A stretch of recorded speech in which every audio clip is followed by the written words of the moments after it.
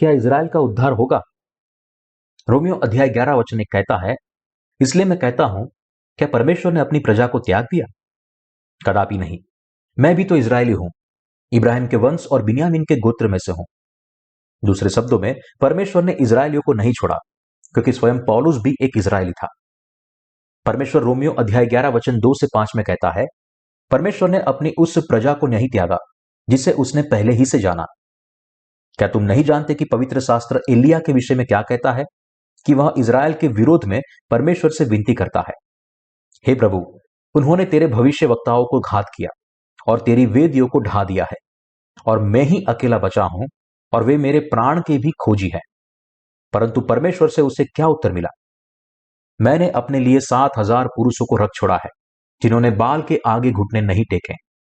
ठीक इसी रीति से इस समय भी अनुग्रह से चुने हुए लोग बाकी है। जैसा कि परमेश्वर ने हमें बताया कि बहुत से इज़राइली यीशु पर विश्वास करके उसके पास वापस आएंगे। बहुत से यहूदी अपने पापों से बच जाएंगे। हमें विश्वास करना चाहिए कि जब समय का अंत आएगा तो परमेश्वर की धार्मिकता में विश्वास करने और यीशु मसीह के पास आने के द्वारा बड़ी संख्या में अन्य जातियों को उनके पापों से छुटकारा मिलेगा। पौलुस ने पूछा, क्या तुम नहीं जानते कि पवित्र शास्त्र एलिया के विषय में क्या कहता है? यहां पौलुस इस तथ्य का उल्लेख कर रहा है कि अंत में बहुत से इज़राइली होंगे जो परमेश्वर की धार्मिकता पर विश्वास करेंगे, जो उनके पापों को दूर कर देगा। एलिया से बोले गए परमेश्वर के वचन के साथ पवित्र शास्त्र हमें बताता है कि इज़राइलियों में से कई यीशु मसीह को अपना उद्धारकर्ता स्वीकार करेंगे। हम इस वचन में विश्वास करते हैं। पवित्र शास्त्र में संख्या 7 पूर्णता का प्रतीक है। परमेश्वर ने इस दुनिया को 6 दिनों में बनाया और 7वें दिन वह विश्राम किया। परमेश्वर ने उन 7,000 लोगों को सुरक्षित रखने का वादा किया था जो बाल के आगे घुटने नहीं टेकेंगे। इसका अर्थ यह था कि ऐसे कई इज़राइली होंगे जो यीशु मसीह को अपना उद्धारकर्ता स्वीकार करने के द्वारा अपने पापों से उद्धार प्राप्त करेंगे।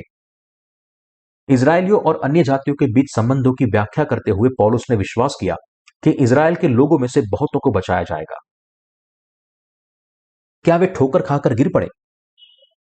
पौलुस ने रोमियो अध्याय 11 वचन 6 से 12 में कहा कि यदि इज़राइलियों ने इस तथ्य को पूरी तरह से स्वीकार कर लिया होता कि यीशु उनका उद्धार करता है, तो अन्य जातियों के उद्धार का युग नहीं होता। क्योंकि इज़राइलियों ने यीशु को अपने उद्धारकर्ता के रूप में स्वीकार नहीं किया, परमेश्वर ने अन्य जातियों को पानी और आत्मा के सुसमाचार के से बचने का मौका दिया। इसके द्वारा परमेश्वर का इरादा इज़राइलियों के लिए अन्य जातियों से ईर्ष्या करना था, जो यीशु में विश्वास करते थे और उसकी संतान बन गए थे। तब इज़राइली यीशु मसीह को अपने उद्धारकर्ता के रूप में स्वीकार करना शुरू कर देंगे और अंत में इस तथ्य को स्वीकार करेंगे कि यीशु मसीह वास्तव में उनका मसीहा है। जब जड़ पवित्र ठहरी तो डालियां भी पवित्र ठहरी। रोमियो अध्याय 11 वचन 13 कहता है, मैं तुम अन्य जातियों से यह बातें कहता हूं, जबकि मैं अन्य जातियों के लिए प्रेरित हूं, तो मैं अपनी सेवा की बड़ाई करता हूं। पौलुस ने कहा कि उसने अन्य जातियों के एक प्रेरित के रूप में अपनी सेवकाई को बढ़ाया। वह अपने ही देह और लहू के लोगों को नया जन्म देने वाले अन्य जातियों से ईर्ष्या करने के लिए उकसाकर उन्हें बचाना चाहता था। क्योंकि जब उनका त्याग दिया जाना जगत के मिलाप का कारण हुआ, तो क्या उनका ग्रहण किया जाना मरे हुओं में से जी उठने के बराबर न होगा? जब भेंट का पहला पेड़ा पवित्र ठहरा, तो पूरा गुंदा हुआ आटा भी पवित्र है, और जब जड़ पवित्र ठहरी तो डालियां भी ऐसी ही हैं। रोमियो अध्याय 11 वचन 15 और 16। इस भाग का अर्थ है कि यदि इब्राहिम इज़राइलियों की जड़ को बचाया गया और उसने परमेश्वर के वचन में विश्वास करके परमेश्वर की धार्मिकता को प्राप्त किया है, तो यह भी संभव था कि इज़राइली यानी कि अब्राहम की डालियां बचाई जाएगी। उसी समय पौलुस ने नया जन्म प्राप्त किए हुए अन्य जातियों को चेतावनी दी कि वे घमंड न करें, क्योंकि वे परमेश्वर के पवित्र लोग बन गए हैं। क्योंकि एक जंगली जैतून के पेड़ की टूटी शाखाओं को एक खेती वाले जैतून के पेड़ में लगाने के द्वारा नया जीवन दिया जाता है। जैसा कि रोमियो अध्याय 11 वचन 18 कहता है, तो डालियों पर घमंड न करना, पर यदि तू घमंड करे तो जान रख कि तू जड़ को नहीं, परंतु जड़ तुझे संभालती है। हम परमेश्वर के लोग बन गए क्योंकि परमेश्वर की धार्मिकता में विश्वास करने के द्वारा हम अपने पापों से बच गए हैं। परंतु यदि हम परमेश्वर की धार्मिकता को छोड़ देते हैं तो हम भी त्याग दिए जाएंगे। हम ऐसा नहीं कर सकते क्योंकि यीशु मसीह ने हमें हमारे सभी पापों से बचाने के लिए परमेश्वर की सभी धार्मिकता को पूरा किया है। और क्योंकि हम वास्तव में हमारे सभी पापों से बचाए गए हैं, हम परमेश्वर की पूर्ण धार्मिकता में अपने विश्वास के द्वारा बचाए गए हैं, न कि हमारे अपने कर्मों के द्वारा। हम अन्य जाति परमेश्वर की धार्मिकता में अपने विश्वास के द्वारा उसके लोग बन गए, इजरायलियों की टूटी ढालियों के स्थान पर प्रस्थापित किए गए। हम मजबूती से खड़े रह सकते हैं क्योंकि हम परमेश्वर की धार्मिकता में विश्वास करते हैं। इसलिए परमेश्वर की धार्मिकता में विश्वास करके मसीही और यहूदी दोनों को यीशु में परमेश्वर के लोगों के रूप में रखा जा सकता है। यदि हम परमेश्वर की धार्मिकता में विश्वास नहीं करते हैं तो हम निश्चित रूप से उसके न्यायपूर्ण न्याय के द्वारा हमारे पापों के कारण मरेंगे। पौलुस ने पहले इजरायलियों को यह चेतावनी दी, परंतु हम भी इस चेतावनी से मुक्त नहीं है। परमेश्वर ने हम पर यानी कि अन्य जातियों पर दया की और अपनी धार्मिकता से हमें पूरी तरह से बचाया। जो लोग परमेश्वर की धार्मिकता को जानते हैं और उस पर विश्वास करते हैं, वे अपने सभी पापों से बच जाते हैं। आज भले ही सारे मसीही यह स्वीकार करते हैं कि यीशु उनका उद्धार करता है, लेकिन यदि वे परमेश्वर की धार्मिकता में विश्वास नहीं करते हैं जिसने उन्हें बचाया है, तो उनको नष्ट कर दिया जाएगा। रोमियो अध्याय 11 वचन 23 और 24 कहता है, वे भी यदि अविश्वास में न रहे तो साँटे जाएंगे, क्योंकि परमेश्वर उन्हें फिर साँट सकता है। क्योंकि यदि तू उस जैतून से जो स्वभाव से जंगली है काटा गया और स्वभाव के विरुद्ध अच्छे जैतून में साँटा गया, तो ये जो स्वाभाविक डालियां है अपने ही जैतून में क्यों न साँटे जाएंगे। दूसरे शब्दों में, परमेश्वर के पास उसकी धार्मिकता में विश्वास करने के लिए सभी का नेतृत्व करने की सामर्थ है। पानी और आत्मा के सुसमाचार के माध्यम से परमेश्वर की धार्मिकता में उस सामर्थ का वादा किया गया है। इजरायलियों और अन्य जातियों दोनों के लिए उनके कर्म उन्हें परमेश्वर की संतान बनने के लिए प्रेरित नहीं करते हैं। इसके बजाय वे परमेश्वर की धार्मिकता और उसे अपना लोग बनाने की उसकी प्रतिज्ञा में विश्वास करने के द्वारा परमेश्वर की संतान बन सकते हैं। परमेश्वर की धार्मिक व्यवस्था की धार्मिकता को पूरी तरह से अलग कर देती है। परमेश्वर की धार्मिकता के द्वारा इजरायली और संसार भर के अन्य जाति दोनों अपने विश्वास के द्वारा बचाए जाएंगे। यह परमेश्वर के महान उद्धार की आशीष है जो हमारे द्वारा फैलाए गए सुसमाचार के माध्यम से पूरी होगी। परमेश्वर की यह सामर्थ उसकी धार्मिकता में किए गए विश्वास की उसकी प्रतिज्ञा है। आइए हम रोमियो अध्याय 11 वचन 26 और 27 को देखें। और इस रीति से सारा इजराइल उद्धार पाएगा, जैसा लिखा है, छुड़ाने वाला सिय्योन से आएगा और अभक्ति को याकूब से दूर करेगा। और उनके साथ मेरी यह वाचा होगी, जबकि मैं उनके पापों को दूर कर दूंगा। परमेश्वर ने वादा किया है कि वह समय के अंत में इजरायलियों को बचाएगा।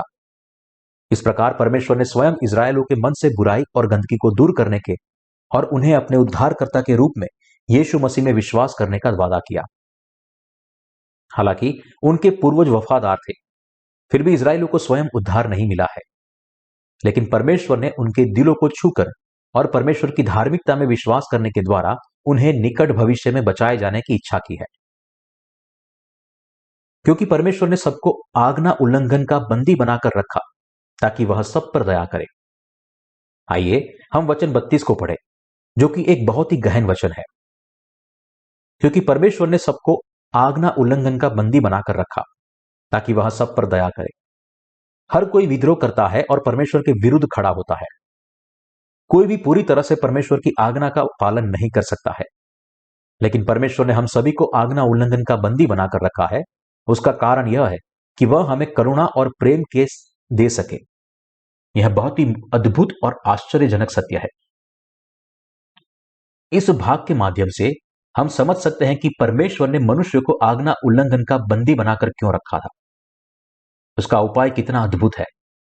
परमेश्वर ने हमें अवज्ञाकारी के रूप में रखा है ताकि वह हमें उसकी सिद्ध धार्मिकता और दयालु प्रेम दे सके। हम केवल उस पर विश्वास कर सकते हैं और उसके अद्भुत उद्देश्य के लिए उसका धन्यवाद करते हैं। यहां तक कि परमेश्वर ने इजरायलियों को अपनी धार्मिकता का प्रेम देने के लिए आज्ञा उल्लंघन का बंदी बनाकर रखा। इजरायली अभी भी यीशु को तुच्छ समझते हैं, उसे नासरत के दरिद्र के रूप में देखते हैं, जबकि कई अन्य जाति मसीही उसे पैसा कमाने के साधन के रूप में उपयोग करते हैं। जो लोग परमेश्वर के दयालु प्रेम की अवज्ञा करते हैं, उनके पास नरक में भेजे जाने के अलावा कोई विकल्प नहीं है। परमेश्वर ने उनके लिए जलते हुए नरक को पहले ही तैयार कर दिया है, लेकिन वह लोगों को नरक में जाते हुए नहीं देख सकता, क्योंकि उसे उन पर बड़ी दया आती है। मैं तुम्हें नरक में कैसे भेज सकता हूं? अन्य जातियों की बड़ी संख्या उसके उद्धार में आने के बाद बहुत से इजरायली यीशु को अपने उद्धारकर्ता के रूप में विश्वास करेंगे। जब 7 साल के क्लेश को अंतिम भाग के दौरान मसीही विरोधी उन्हें सताएगा, भविष्य में अनगिनत संख्या में विश्वासी जो यीशु को परमेश्वर की धार्मिकता के रूप में स्वीकार करते हैं, इजरायलियों में से उठ खड़े होंगे, क्योंकि परमेश्वर ने सबको आज्ञा उल्लंघन का बंदी बनाकर रखा ताकि वह सब पर दया करे।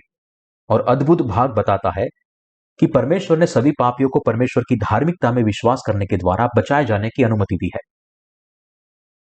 परमेश्वर ने पौलुस से कहा कि जब क्लेश के दौरान पर्याप्त संख्या में अन्य जाति के लोग शहीद हो जाएंगे, तब वह इजरायलियों को पश्चाताप करवाएगा और मसीह में विश्वास करवाएगा।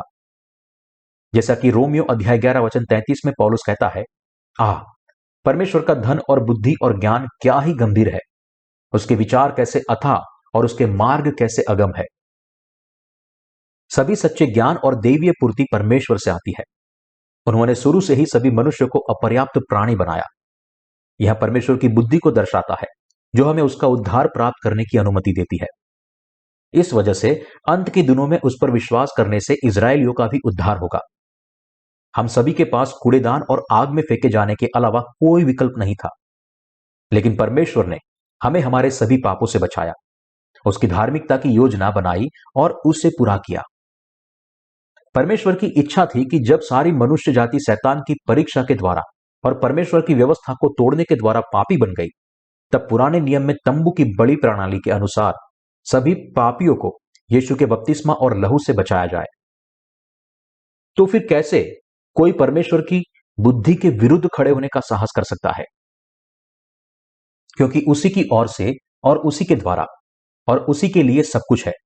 उसकी महिमा युगानुयुग होती रहे। आमीन। इस सत्य को कैसे समझ सकता है कोई कि परमेश्वर ने हमें अपनी दया देने के लिए आज्ञा उल्लंघन के बंदी बनाकर रखा है? किसी की यह कहने की हिम्मत कैसे हुई कि परमेश्वर गलत है? कोई यह नहीं कह सकता। सारी महिमा और दैवीय विधान सदा सर्वदा उसके हैं। प्रेरित पौलुस पवित्र आत्मा से भरकर यह लिखता है, प्रभु की बुद्धि को किसने जाना, या उसका मंत्री कौन हुआ, या किसने पहले उसे कुछ दिया है जिसका बदला उसे दिया जाए, क्योंकि उसी की ओर से और उसी के द्वारा और उसी के लिए सब कुछ है। उसकी महिमा युगानुयुग होती रहे। आमीन। रोमियो अध्याय 11 वचन 34 से 36। यद्यपि हम कमियों से भरे हुए हैं, हम परमेश्वर की धार्मिकता के सुसमाचार को फैलाने के लिए जीवन जीते हैं। जो लोग परमेश्वर की धार्मिकता के सुसमाचार के विरुद्ध खड़े हैं, वे परमेश्वर के शत्रु हैं। यह सही है। ऐसे लोग हमारे बीच भी उठ सकते हैं और इसलिए हमें प्रार्थना करनी चाहिए और जागरूक रहना चाहिए ताकि हम में से कोई भी इस तरह के प्रलोभन में न पड़ जाए। किसी भी परिस्थिति में हमें कभी भी सुसमाचार के विरुद्ध नहीं खड़ा होना चाहिए। हमें अविश्वासी मन से पानी और आत्मा के सुसमाचार के विरुद्ध कभी नहीं जाना चाहिए। जो लोग इसके खिलाफ हो जाते हैं, वे इस दुनिया और आने वाली दुनिया में नष्ट हो जाएंगे। इजरायलियों के लिए यीशु पर विश्वास करने का समय निकट है। कितना अद्भुत होगा यदि इस पृथ्वी पर 6 अरब लोग परमेश्वर के पास वापस आए और उद्धार प्राप्त करें। धर्मी जो परमेश्वर की धार्मिकता में विश्वास करते हैं, उन्हें न केवल वर्तमान स्थिति को देखना चाहिए, बल्कि इजरायलियों के लिए नियोजन परमेश्वर के कार्य को भी देखना चाहिए और अपने विश्वास को एक नए स्वर्ग और नई पृथ्वी में प्रवेश करने और रहने के लिए तैयार करना चाहिए। धर्मी को हमेशा विश्वास और आशा से जीवन जीना चाहिए। मैं परमेश्वर का धन्यवाद करता हूं क्योंकि मैं जानता हूं कि जिस दिन इजरायली मसीह पर अपने उद्धारकर्ता के रूप में विश्वास करेंगे, वह दिन निकट है। प्रभु यीशु जल्दी आइए।